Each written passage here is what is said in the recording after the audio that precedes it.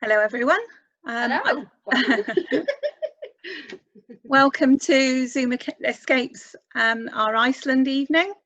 I've got you all on mute at the moment, but if at any time that you did want to unmute yourselves in the evening to ask a question, or if you'd just like to put a question on the chat, then please do, and we will make sure that Rannveig gets the questions that you want at the end if we've not addressed them in the meantime.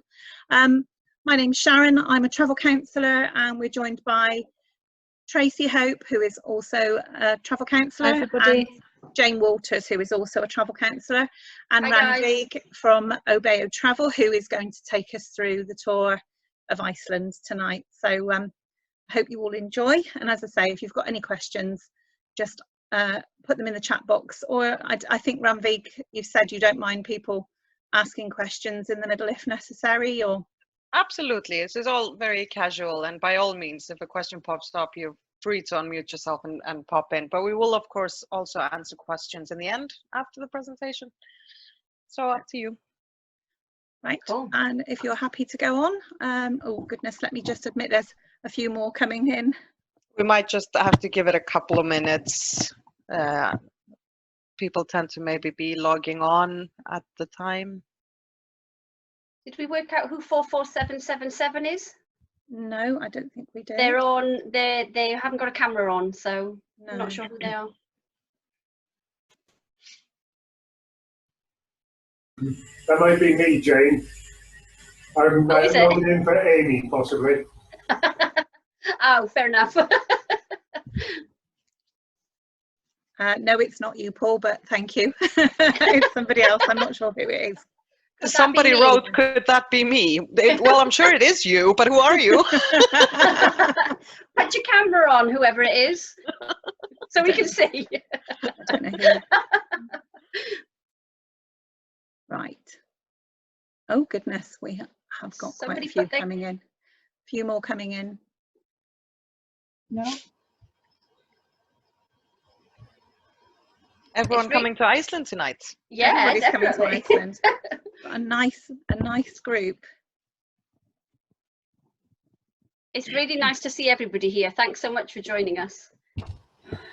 We decided to do Iceland because I was supposed to be there in October half term and I didn't get to go. So this is our first one, and it'll be the first of many, hopefully. Hopefully, yeah. What do I do now?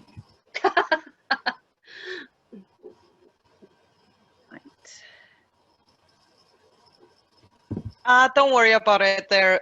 I'm sorry because I don't know who it is, but 44777 is saying there where to put the camera on. You don't have to, obviously. No, the camera's fine. It's absolutely up to you whether you have your camera on or not, so don't worry. If you scroll to the bottom of all the people, you should see a mute button and a video button, and you should be able to turn your camera on there if you want your camera on. No. There you are.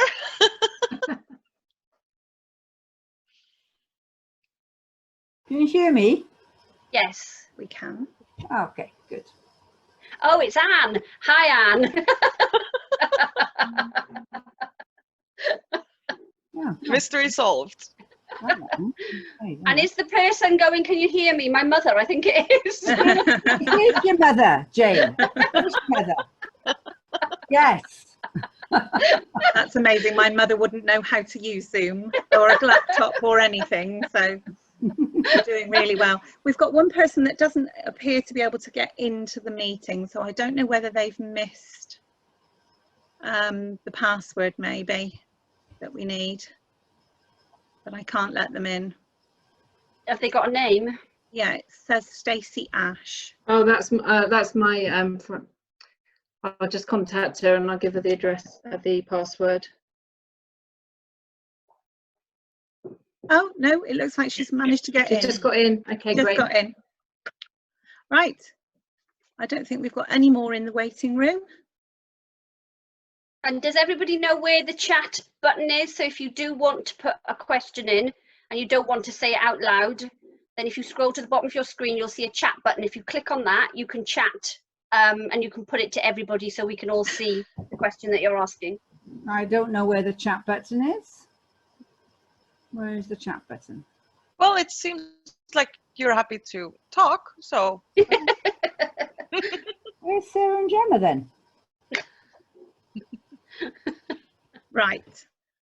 Okay, I think that's as many as we're going to get then, Rannveig. So Sounds good. I will. Shall I take you to Iceland then? Please do. Yes, please. You should now be able to share your screen. So Yeah, let me see. excellent.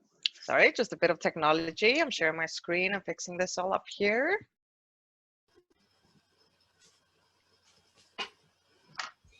So, hi everyone. My name is Rannveig Snorradóttir.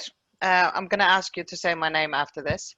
A quick fun fact about Icelandic names, in case you were wondering about my very long and complicated name. Can you make that bigger, John? Sorry, Vicky. No, not the volume. The screen. I'm going to ask to mute if that's okay. I press there, will it make it bigger? Sorry. Okay. So anyway, yeah, Icelandic names. So you can see Rannveig Snorradóttir, very long name. All Icelandic names end with dóttir or son. So if you ever meet a person with a surname ending with dóttir or son, it's probably an Icelandic person. We are very firm on our original traditions and never change anything we do. So our tradition is that I am the daughter of my father's first name. So my father's name is Snorri, and therefore I'm Snorradóttir, the daughter of Snorri. My brother is Snorrason, because he's the son of Snorri, and we do not change our names in marriage or anything, because I will always be the daughter of my father. So there you go, fun fact. Can you maybe nod along so you can confirm that you see my screen? Iceland there in the massive glacier. Now I'm going to take you to Iceland. Let's start with the capital city. The capital of Iceland is Reykjavik, and we are a tiny population in Iceland of only 350,000 people. And 250,000 of us live in the capital area. So you can just imagine how much nature and space there is in Iceland. A lot of people don't realize, but Iceland, the island, is quite big, in fact. It is roughly the size of the UK. So huge island, technically, with a tiny population. Reykjavik is a gorgeous, small, compact city. It's the northernmost capital in the world, and it is very easily explored in just half a day or a day, to be honest. When you come to Iceland, you don't really want to just stay in the city. We're not your typical city break destination, because of course you want to experience the amazing nature that we can offer in Iceland and experience. But like I said, Reykjavik is still always worth half a day or a day to explore within your program. What's most common to do when visiting Iceland is to base yourself in Reykjavik during the winter months. This is simply because of the road conditions. We have icy and snowy roads, sometimes snowstorms, so you may want to avoid self-driving, for example, in the winter months, and therefore base yourself in the city, and from there we offer an abundance of amazing activities that our local guides take you on. So without further ado, I'm going to tell you about some of these experiences that you can have while staying in Reykjavik. One of the most famous experiences is the Blue Lagoon. I'm sure a lot of you have heard of the famous Blue Lagoon in Iceland. It is without a doubt one of our top attractions. And you can just see here on the map of Iceland where it's located. So the location of the Blue Lagoon is very ideal. It's only about a 15-20 minute drive from the airport, so it's quite common to come and visit the Blue Lagoon when you arrive or when you depart, connecting with your flights, therefore saving both time and money. Sorry, I'm sure you can see this. I'm just admitting people that are popping in a little bit late. The Blue Lagoon is something that you have to experience. A lot of people ask, is it commercial? And I'm not going to lie, it is commercial for very good reason, but they handle it really well. Firstly, it's been expanded a lot. So as you can see in the bottom picture here, this is a fully booked Blue Lagoon. So once you're inside the Blue Lagoon, you definitely don't feel crowded or anything. Lots of space to enjoy, an in-water bar, and we also have a mask bar. So these amazing blue colors of the Blue Lagoon are enhanced by the white silica mud that is found in the waters. And this mud has amazing healing powers to your skin. So when you're soaking in the Blue Lagoon, you're going to want to take advantage of that and get some of that mud, smear it on your face, and have a younger, healthier look leaving the Blue Lagoon. We have the amazing Aurora Borealis, or the Northern Lights. We are so lucky to be that far north. And trust me, I'm Icelandic and I never get enough of this sight. I've seen it, obviously, lucky enough to see it so many times, and I never get enough. We have amazing tours taking you on a hunt for the Northern Lights. The most important thing that we want to do for you is leave the city lights, because when you have a light pollution from the city, then you will not be able to see the amazing Northern Lights quite as brightly.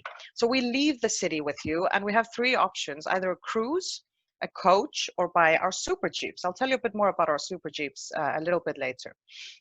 And during, if you do the cruise or the coach, for example, if you do not see the Northern Lights, you come again for free.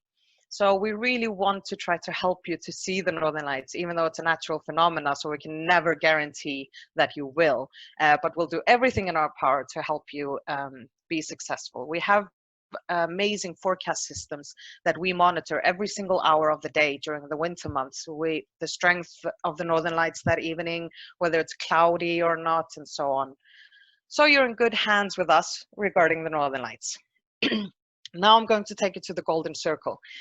The Golden Circle, after the Blue Lagoon, would be our top site for sure. This is a full day tour taking you into the countryside with the 3 top attractions that we have. These 3 attractions are, first of all, our national park called Þingvellir. Here in Þingvellir National Park, this is home to Iceland's largest lake, and also home to the world's first parliament. So you can still see the parliament building there, even though we've moved the activity of it into Reykjavik, but the building is still there. And here you can also see the 2 tectonic plates of America and Eurasia. You can see it in the bottom picture here clearly, the 2 plates, which are being pulled apart by up to 2 centimeters each year. Iceland is a very active country with volcanoes and earthquakes and what have you. So in fact, we have a growing island up to 2 centimeters every single year. You can walk this pathway here between the 2 continents in the national park. Moving on from there, we're taking you to the hot spring area, Geysir. So you know the word geyser, that is an erupting hot spring, and the English word geyser actually comes from our geysir, our Icelandic geysir. So we have the original one. Geysir itself doesn't erupt anymore, sadly, but its little brother Strokkur erupts every 5 to 10 minutes in the area. So this is over here, and a guaranteed hot spring eruption on your Golden Circle. From there, we continue on to this breathtaking waterfall, Gullfoss, or the Golden Waterfall. And as you can see, it's just a breathtaking waterfall where this glacier water is thundering down into a beautiful canyon. I wanted to show you 2 pictures on each side here to the left and right. This is the same waterfall, just winter and summer. So also when you visit Iceland, it is very much like visiting 2 different countries if you come in summertime and wintertime.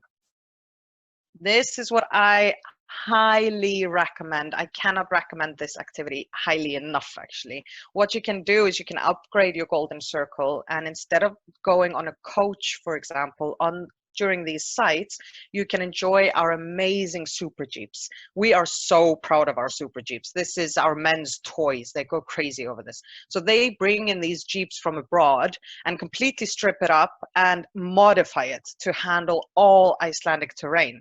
So these super jeeps, they can drive up mountains, onto glaciers, through rivers, and all of Icelandic terrain. So you can enjoy the Golden Circle in the comfort and privacy of a small group, or even a private super jeep with a guide. And once we have shown you the waterfall, we will take you on the super jeep onto our glacier, our 2nd largest glacier, called Langjökull, where the water of Gullfoss actually comes from. On top of the glacier, at our base, we dress you up and you go snowmobiling. We provide the overalls, helmet, and all the gear, and you can go snowmobiling. The age limit is only 6 years old, so children are welcome to join you. Of course, they will not be driving though. But I'm telling you, the second that my son turned 6, we were on that glacier snowmobiling, and he was sitting in front while I was safely driving. Otherwise, if you have 2 adults, then typically 2 adults share one snowmobile, and one of them drive halfway through, where we stop on the glacier in the middle of nowhere, do a bit of snow angels, snowball fights, take amazing pictures, switch drivers, and the other one drives back. It is really one of those things that makes your Iceland holiday be a once-in-a-lifetime experience. Now taking you to the south coast of Iceland. Here we have absolutely breathtaking scenery like we have everywhere in the country, but now different. Here we have waterfalls. We always have waterfalls though, but they're all so different from each other. We have glaciers, volcanoes, black sandy beaches. And why, was there a question there? No? And why are our beaches black? It's quite simple, it's ash. So believe it or not, Iceland has a volcano eruption roughly on average every 4 years. It is not only the monster there that erupted in 2010. Does anyone remember the name? Eyjafjallajökull. That volcano that erupted back in 2010 when we thought the world was a disaster. We didn't know what was about to hit us in 2020. But anyway, on the south coast, this is also where Eyjafjallajökull is. So you drive past Eyjafjallajökull, but it is underneath a glacier cap. And that was in fact the problem. Because the lava couldn't get through clearly enough, this is where the ash eruption happened. So you can see and explore all of this on the south coast. Again, just to demonstrate, on the left and right, this is the same black sandy beach, winter and summertime. You will witness this waterfall here in the middle called Seljalandsfoss. I'm going to test you in the end with all of these names, especially the volcano. This Seljalandsfoss waterfall here, you can walk behind it on this path. So that's a very unique experience to see the waterfall from literally a 360 degrees. Here we have a waterfall called Skógafoss. Again, summer, winter, this is the same waterfall. And you can add onto your trip, if you want to, a glacier hike. So we put crampons on your shoes, and you have to go with an experienced guide on our glaciers. And you follow the guide and walking on an Icelandic glacier, a very different glacier experience from the one where you were snowmobiling. This is my favorite add-on though to the south coast. So in the south, you can also opt to join us in one of our ice caves. So we have these natural ice caves that the glaciers form. These change all the time. So our glacier experts, they are on that glacier all day, every day, exploring and finding these amazing caves everywhere. We take you on a super jeep inland close to this glacier, which is located at the base of Katla volcano. Katla volcano, sorry about that. And here you follow your guide inside these ice caves and explore. Absolutely breathtaking experience. This one we do all year round. From Reykjavik, you can also go whale watching. So we have our whale watching boats are located right in the city center harbor. Off we go sailing in search of these gentle giants. We have a lot of, in the bay outside of Reykjavik, we tend to mainly see minke whales, humpbacks, a lot of dolphins, porpoises, and if you're in the season, you may see some puffin. So the puffins in Iceland are seasonal. So it's only during the summertime that you may encounter puffin. But anyway, on your whale watching tour, you're looking for whales. We have a success rate of about 96% in the summertime, and we sail all year round. But in the winter months, the success rate drops down to about 88%. But that's only because the sea can be a bit more choppy, and we're careful not to sail out if the sea is choppy, just to protect you from any potential seasickness. In the summer months, you can also upgrade your whale watching to this rib boat here, this speedboat, which has only 12 people on. This one goes that much faster out onto the ocean and gets you that much closer to the whales. So it is a brilliant way to go whale watching. And here's a fun hobby that we have noticed people around the world are going crazy for good reason. So this is paddleboarding. And in Iceland, we do stand-up paddleboard or SUP. We offer this tour guided in 3 different ways. We have here the Forgotten Fjord. We call it Forgotten because we have made a tunnel underneath the water to cut the driving time, having to drive the entire fjord around. We now just drive straight through the tunnel, meaning this fjord has become completely forgotten and nobody's there. So we drive into the fjord, gear you up in a dry suit to keep you warm, and off you go paddleboarding with our experienced guides.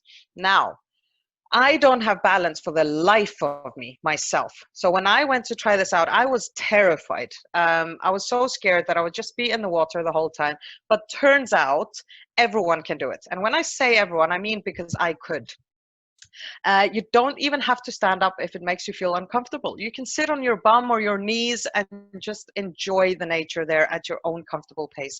I cannot recommend this activity highly enough, honestly. No phone, nothing disturbing you, and in complete Icelandic silence. We also go paddleboarding here in the west coast, and we also offer a sunset paddleboard outside of Reykjavik. We have a number of lava tunnels, of course, remember, as we're such a volcanic active country. And this is one of my favorite lava tunnels. It's the most colorful and beautiful I've ever seen. It's only 30 minutes south of the city. So we pick you up at your hotel in Reykjavik, drive for about half an hour. And there you meet our experienced guides where we put on a helmet and a lamp and you walk inside this lava cave with our guides. And as you can see from the bottom right picture here, they have built some pathways and stairs to kind of make it a bit easier to explore the lava tunnel. And here you can really see and feel what Iceland is often called the land of ice and fire. Because in there you can really see, obviously you're in a lava tunnel, and how the effects of a volcanic eruption and our glaciers, how this has effect on scenery like this. And even inside the cave, you can see these massive icicles standing straight up. It really is amazing. This is an interesting one. I'm not sure any of you would have imagined that you go to Iceland to snorkel, but you do. So in Iceland, we do snorkel and dive, and yes, we do it in glacier water. So here you can go snorkeling or diving in glacier water. This is in our national park that's located on the Golden Circle. And here, as you can see from the pictures, you are snorkeling between the 2 continents. So you have America on one side and Eurasia on the other, and you are snorkeling or diving between the 2 continental plates. This is an absolutely one of my favorites, I would say. It is. The amazing thing about this is that you are snorkeling not in search of any life, because there are no fish there. It's glacier water. It's way too cold. So you are snorkeling for the underwater scenery, which is completely out of this world. This is some of the clearest waters in the world, and National Geographic repeatedly titled this one of the best snorkeling experiences in the world. We dress you up. Don't worry. I felt that you only get really cold around the lips, and because it's glacier water, it's a stable 2 degrees cold all year round. So we do this activity also all year round. We don't let winter stop us in our activities.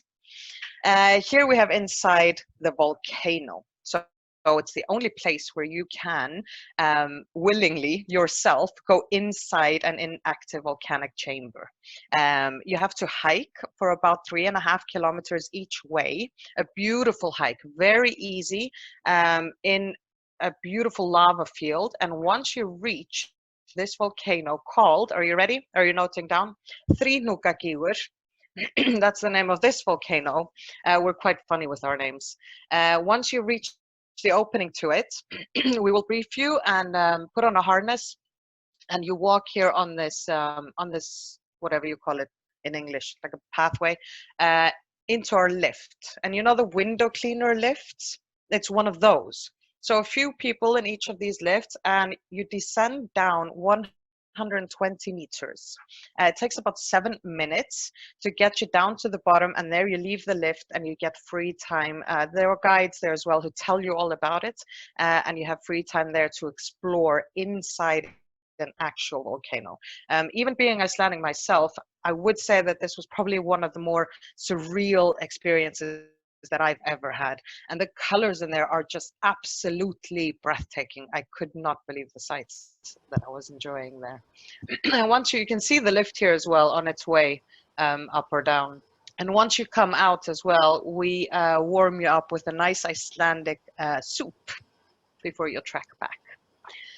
So I have now sort of taken you through a lot of the guided tours that you can do while you base yourself in Reykjavik. So as you can see, you can easily go to Reykjavik in the winter months, base yourself in the city, and then take this huge variety of tours, whichever one interests you, and we put that all together, half day, full day, and so on. But then when it comes to the summer months, I definitely encourage you to self-drive. That's when you're going to want to self-drive with the safe roads. They are not icy or snowy. So jump in the car and drive around the island, because the island has such a variety of scenery and things to explore and do. You can see just here are some of our most popular routes to take on self-drives. And as long as you have 9 days, you will manage the entire circle route of Iceland. Another fun fact about Iceland, we're so tiny. We have a road in Iceland called Road Number 1, literally. Follow Road Number 1 and you'll be fine. You will not be able to get lost, because Road Number 1 will take you around the entire island. You have to go around the island because we only live along the coast, because the entire center part of the country is uninhabitable. It is volcanoes, glaciers, and mountains, so nobody lives in the center. You drive around the coast.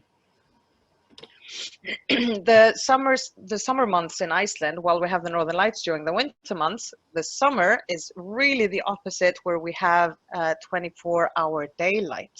So the sun doesn't really set. I took this picture this last summer from my balcony, and you can see the one on the left, the sun was setting. It was about 1:23 a.m. and here the sun was rising at about 2:45 a.m. So the sun pretty much just about touches the horizon before it's heading back up again. So you have 24-hour daylight, and when you're self-driving, you have all the time in the world to be out exploring Icelandic nature.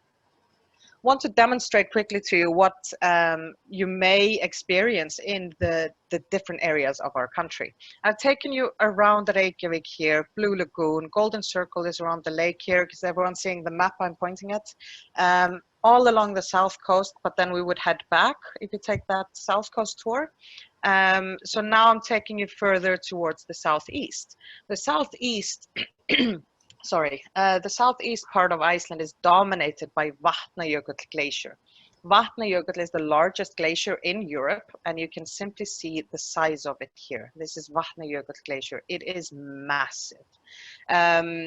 The entire area is really dominated by this site. First, when you're getting closer, you can make a stop here at this canyon called Fjaðrárgljúfur Canyon. It's even a tongue twister for me, honestly. Fjaðrárgljúfur Canyon. And then once you reach the glacier itself, one of our favorite spots here is the Glacier Lagoon. You can see on the top right picture, here is Vatnajökull Glacier in the background, like that much of it that you can see. And what's happening there is that there's a lagoon right in front of the glacier, and there are parts of the glacier that are falling off, these little icebergs. And these icebergs are floating around in this lagoon, and in the summer months, you can sail in our amphibian boats between the floating icebergs. But what is interesting that happens there, you can see on the picture, the icebergs, they're quite dirty. So it is a mix of sand and ash, of course ash, because there are a number of volcanoes underneath this glacier. But the part of the iceberg that's underwater is getting cleaned up by the water, so it's getting clear. And then it kind of gets a bit smaller, so the top half gets heavier. Then it will flip over, and the other half gets cleaned up. These icebergs then, now having become very clean, they are floating onwards on their way to the Atlantic Ocean, and a lot of these icebergs get stranded on the black sandy beach on the other side, and that's the picture here to your top left. This is a place that is called a diamond beach, and you can maybe see where the name comes from, the Diamond Beach. And no surprises there, this is the most popular place in all of Iceland to propose. So if there are any guys on here, just, you know, letting you know. You can see this magnificent scenery here, and of course a waterfall, because in every part of Iceland that you'll go to, you will encounter a brand new waterfall, looking very different than the last one you saw. This one is called Svartifoss, or the Black Waterfall, because of the intense scenery behind it with all of its basalt columns. Let me see. Then we're going to the East Fjords of Iceland. The East Fjords is fjords, as the name says. This is where you will witness a lot of our cute little Icelandic colorful villages. So we're a fishing nation. So a lot of these small fishing villages that you will drive through on your route along the East Fjords. Beautiful scenery, of course. But what is most known for the East Fjords is that it's the only place in Iceland where, one, we have reindeer. So the only place we have reindeer is here in the east, and we don't farm them. They're completely free roaming. So we don't do any reindeer sledding or anything like that. They're just free roaming, but you may possibly witness some of them on your drive. And two, it's the only place in Iceland where we have an actual forest. We have been growing a lot of trees in recent years, but this is the only place with our actual forest. But as you can see from this picture here, even in Iceland, we, even though we have some trees, they're not very tall because of our climate. So we have the best joke in the entire world. And if you don't laugh, I'll cry, because this is Icelanders' favorite joke. What do you do when you get lost in an Icelandic forest? You stand up. So that's what you may experience in the East Fjords of Iceland. Now I'm taking you to the north. The north is basically a destination worth its own destination, I'm telling you. It is, I'm not really allowed to say this because I'm not from there, but it might possibly be my favorite area of the country. The north is breathtaking with a number of waterfalls. The two top pictures here, the two top pictures are Dettifoss. This is the most powerful waterfall in Europe. As you can see from the picture, and there's my mother and brother sitting a little bit too close for my liking. But anyway, the water thunders down with such force that the rock and ground shakes around it. And you can just see from the picture how magnificent this one is. Bottom right, this is Goðafoss, or the waterfall of the gods. And this one over here is one of my favorites because it is a hidden gem. My brother and I just jumped in the car and went out exploring because we've realized that we will always find something new in Iceland. And this was one of the sites that we encountered. And this is Aldeyjafoss waterfall, located a bit inland, a bit hidden, and in this breathtaking canyon here. Lake Mývatn, you should explore, spending at least a night in the area, preferably two, because there is so much to see and do. So Lake Mývatn used to be a very volcanic active area, not so much anymore. So it is completely full of lava fields. So you can see that the nature around you, it's all really dominated by these lava fields. For example, in the picture here, this is Dimmuborgir lava fields, and you can see all these very unique rock formations. Here we have a number of hiking routes. You can hike through this area anything from 15 minutes up to 3 hours. Really up to you how much you want to explore these lava fields. We have here some pseudo craters in the bottom picture here. You can see one of the volcanoes here, this mountain called Hverfjall. This was a tephra explosion. So basically what happened is that when it exploded, it imploded basically. So when it erupted, it imploded, created this crater. It's a massive, massive crater. And if you look closely at the picture, you can see at the bottom here, these are cars. So you can drive and park your car there and walk up this easy path up to the top and walk the entire circle of the rim of this mountain, seeing both the crater itself and the magnificent scenery of Lake Mývatn. The top middle picture here is our hot spring area. So there is a hot spring area. Well, there are hot springs all around Iceland. We're a very hot country underground with all of our volcanic activity. So these are the hot springs of the north, and you can see how colorful the surroundings of it are. And also these here themselves are the hot springs. They do not erupt. We only have that one that erupts in the south, and maybe thankfully so, because as you can see, these are mud whirlpools. So this is literally boiling mud in the earth. Picture below that is Mývatn nature baths, and that's the only alternative in all of Iceland that we have to the Blue Lagoon. This is the exact same concept as the Blue Lagoon, located here in the north. Our beautiful city of Akureyri. This is what we call the capital of the north. It is a huge city in our standards with a whopping 17,000 people living there. We have a domestic airport, a university, hospital. You can see our church here. Beautiful city to stroll around in. And just right here from the city center harbor, you can see the boats. We go out whale watching. And Akureyri is nestled in a beautiful narrow fjord. When you go whale watching in the Eyjafjörður fjord, you will most likely encounter humpbacks. There are a lot of humpbacks in this fjord, but other whales as well. But here's the fun fact. From Akureyri, our success rate whale watching is 100%. So that quite simply means that we have never left the harbor of Akureyri without seeing whales. Last time I went was this past summer with my brother again. We were exploring, and we had 16 humpbacks playing around our boat. It was absolutely amazing. Just to demonstrate here as well what I've taken you through on a map. I love maps. So when you are self-driving in Iceland, you are going from A to B because you want to obviously move around to cover the whole circle. But when you're self-driving in Iceland, you're definitely never driving just A to B. You are using that entire day from one accommodation to the next to explore all of the magnificent sites that we have between. So here is the north routes that we recommend you take. We're almost done, actually. Am I good on time? Yep. So the west part of Iceland and the Snæfellsnes Peninsula is here. And this you can actually access from Reykjavik as well. So you can explore the Snæfellsnes Peninsula,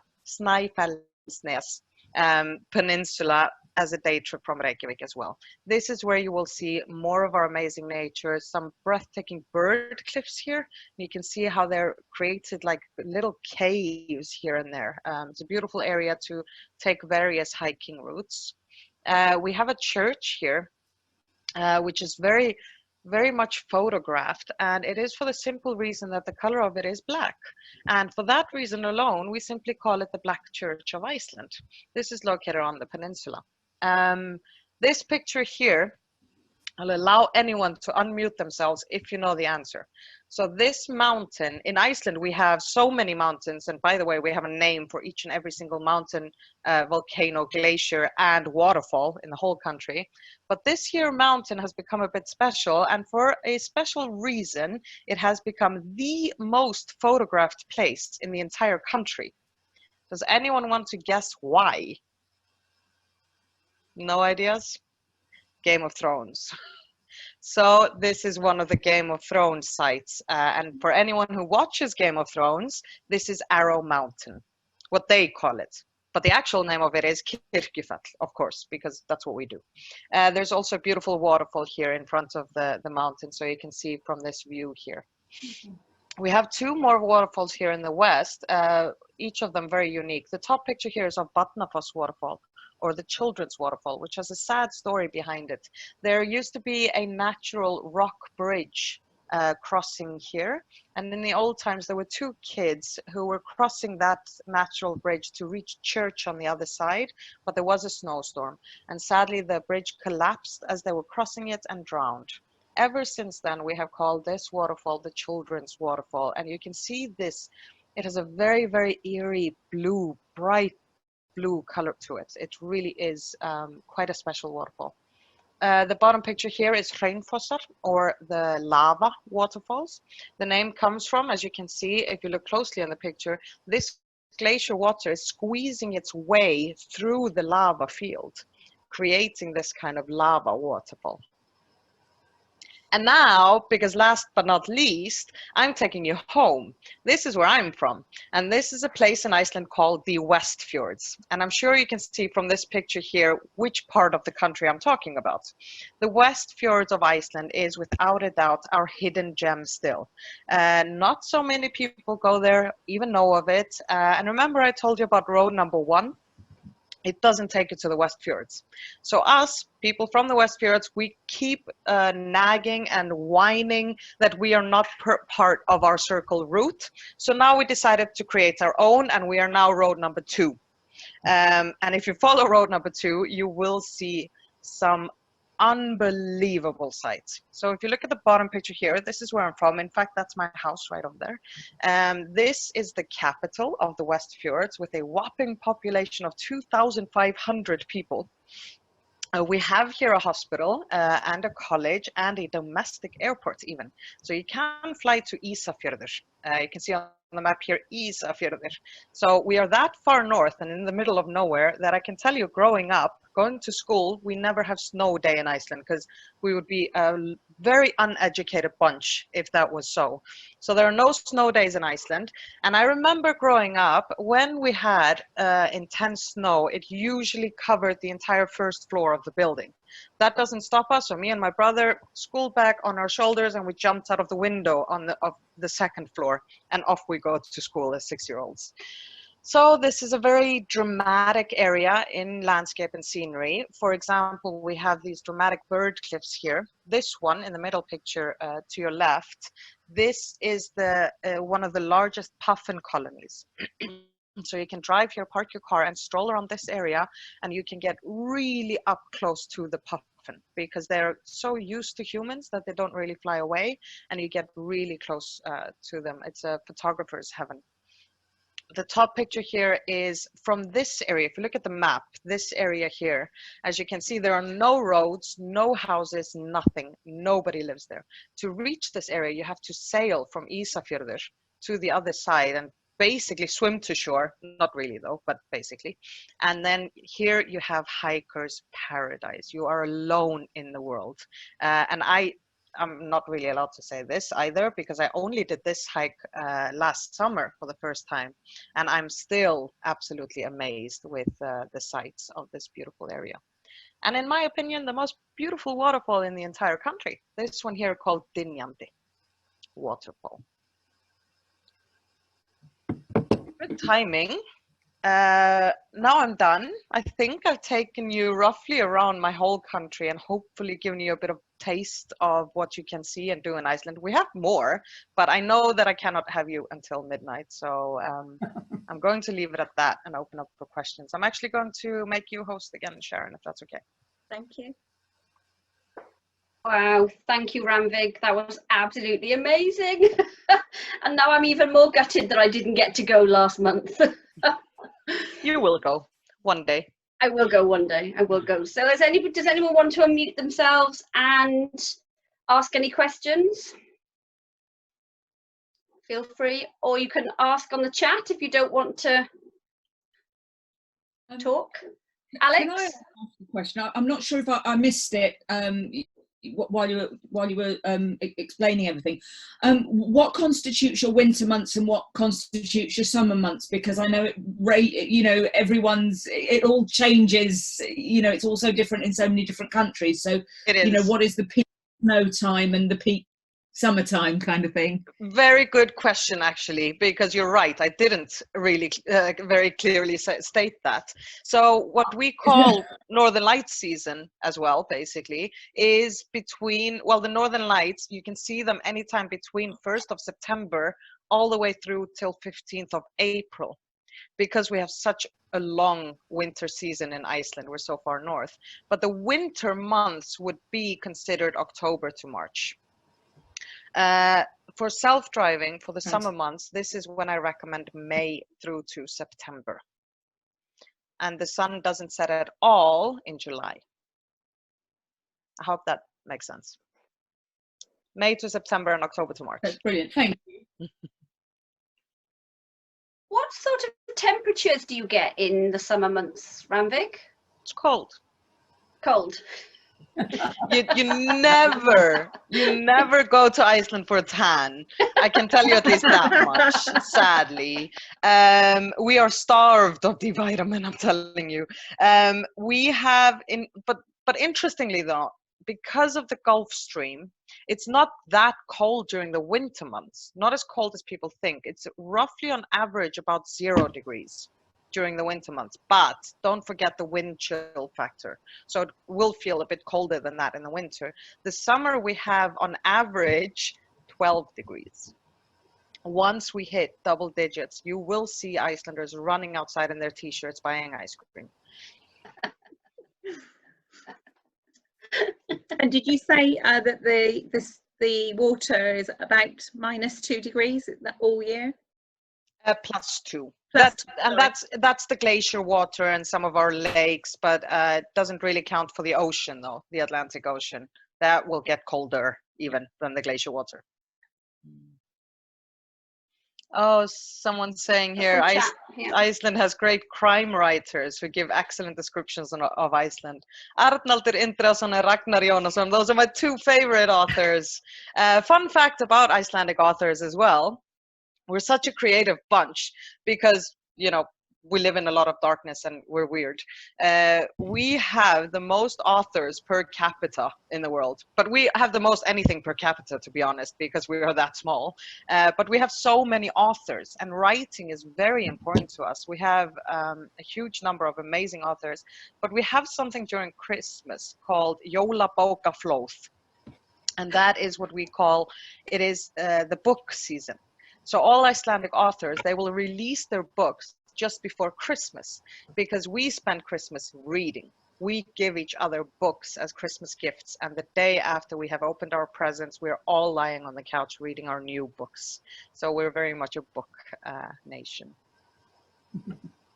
I've been sent a question in from someone beforehand, and it was, what, if you weren't from Iceland, would you prefer to go in the winter or the summer?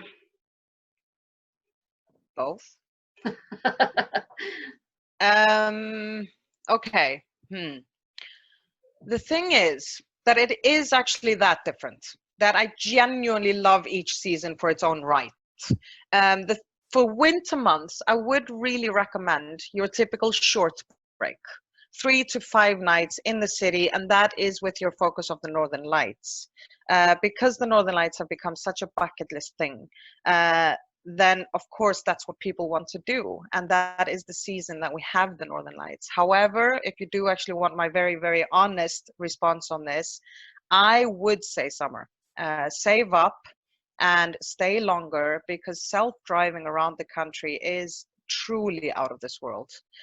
Driving there with your own freedom, exploring a brand new scenery each and every single day is something that I do still every summer, because it still takes my breath away. So that would be my personal favorite season, but then of course you don't have the Northern Lights. True. Thank you. Anybody else got any questions? I don't think there's any more questions in the chat box. I'm very impressed that someone here knows Arnaldur Indriðason and Ragnar. It's Michael and Ragnar Jónasson. I love those authors. I'm glad you were here to pronounce their names. I was looking at that thinking I'm not going to attempt it. I am pretty sure that Michael, wherever you are, you quickly ran and found those books so you could type up the author. I'm convinced you didn't remember how to spell their names. We've just been asked on the chat actually, do you get cruise ships coming to Iceland? We do. We have 4, sorry. We have 4 cruise harbors. They are dotted around the country. One in the capital, we have one in the East Fjords, we have one in the capital of the North, Akureyri, and we have one in my hometown. Honest to God, we have a cruise harbor there. So there are cruises that sail the entire circle. Yeah. Okay. Thank you. Oh, got a couple more coming in. How expensive is it for food, drink, accommodation, etc.? Expensive. So I'm just telling you it's expensive and cold, am I not? No, well, I can't lie. I really can't lie. And I think generally people know that it's not a cheap destination. Iceland is just, it's simply not cheap. But expensive, I don't know.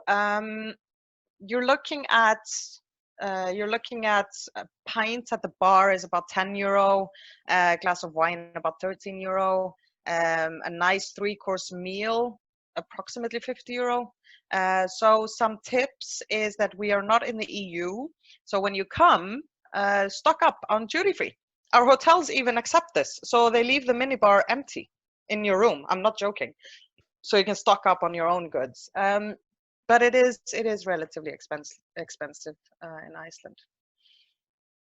So Rannveig, there's another question. Talk about the cuisine and what are the national dishes to try? Oh, are you sure you want me to tell you? I think I know what it is.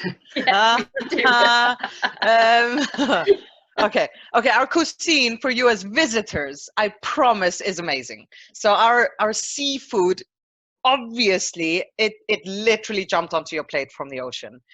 So all seafood is just absolutely amazing. My father is, of course, a fisherman.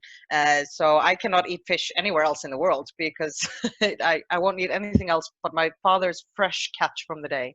Another delicacy that we have is the Icelandic lamb, because they're all free roaming completely. We have some of the most delicious lamb that you can find.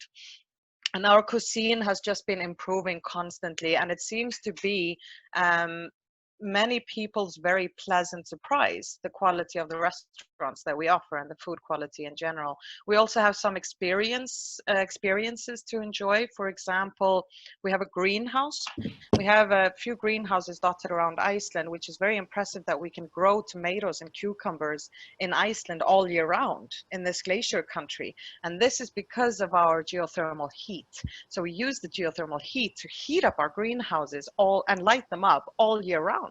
You can visit one of the greenhouses, explore with the local farmers who live there, and then taste the best tomato soup in this world. So that's the cuisine for you as a visitor, I promise, is amazing. If you want to ask me what the Icelanders eat, that's a different story. It's horrible. So being a nation living in very harsh conditions, and again, remember I told you we never step away from our traditions. So we still eat this today, even though we don't have to. I don't know why. So nothing can go to waste in the old times. So we eat sheep's heads, for example, and what we do is we take the entire head and we boil it as it is and put it as it is on your plate, and then you start gnawing. We also eat ram's testicles, and the worst one, in my opinion, is the rotten shark. So apparently sometime in the old time, the Icelanders realized that a shark got caught in the fishing net, and this cannot go to waste. But there's so much ammoniac in a shark that it's poisonous. So they threw it in the backyard and just dumped their trash on top of it and whatever. But for some bizarre reason, somebody realized that if it's proper rotten, then the ammoniac leaves and it's not poisonous anymore. So yay, we can eat shark, and we still do it today. So yeah, dried fish. Yeah, tasty. You won't have seen this Rannveig, but it sounds like a bush tucker trial to me. Yeah. Oh, what now? There's a program called I'm a Celebrity. I'll explain it another time. And they have to eat horrible things. And yeah, come to Iceland. Yeah, you'd fit in really well, Rannveig. You'd kill it. You really would. I'm sure. And we've got a couple of other questions. There's one about the John Bishop documentary about the whale sanctuary. I think this was about the 2 whales that were rescued, and asking if you can visit there. This is, to be honest, I'm still doing my thorough research because animal welfare is on top of our list. It is most important to us. At this very moment, I will not offer it as a visitor destination. I believe that they are now working ways on welcoming visitors to the sanctuary, which is located on, by the way, it's located on an island south of Iceland. So it's an island of the island. And I believe they were meant to have it all just by cameras and so on. So you don't actually go to the what do you call it, the place where they live actually. But now there are discussions of organizing boat tours and stuff, which we are very much against, sadly. I'm sorry. It's, go on our whale watching cruises, see them in their natural habitat. And there's one more question from Kirsty. My nan has always wanted to go to see the Northern Lights. She's 86. Do you have many elderly visitors? Absolutely, yes. People of all ages are welcome. Definitely. So we love tailor making as well. So tell us who you are, tell us what interests you, and I promise to make the perfect, most suitable program for you. 86 is not a problem. We'll be sure to take very good care of her.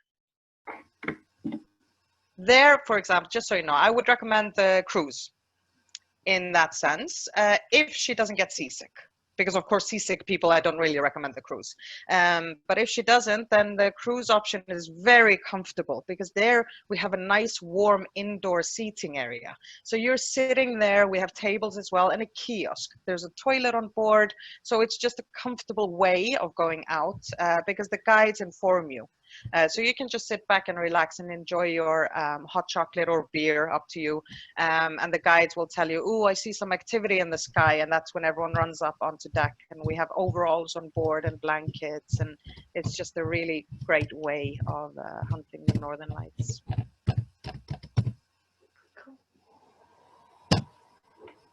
There was a question about, are there any younger age limits on some of the excursions? I think you said 6 for the snowmobiling, didn't you? Yes, there are various age limits, yes. So again, tell us who you are, what your ages are, and so on, and we'll be sure to fit it all in. But just as a couple of examples, the age limit to the Blue Lagoon is 2 years old. Age limit on these kind of vehicle activities like snowmobiles and quad bikes is 6 years old, so the kids can sit with you. Then we have some of the glacier hike, for example, is 8 years old. Snorkeling is 12. And the ice cave, we have a shorter version of the ice cave where the age limit is only 8. So we will always find lots of amazing things for kids to do. There are lots also that have no age limits, like whale watching, the lava tunnel, no age limit, and of course like sightseeing tours like the Golden Circle and so on. So very family and children friendly. Fantastic.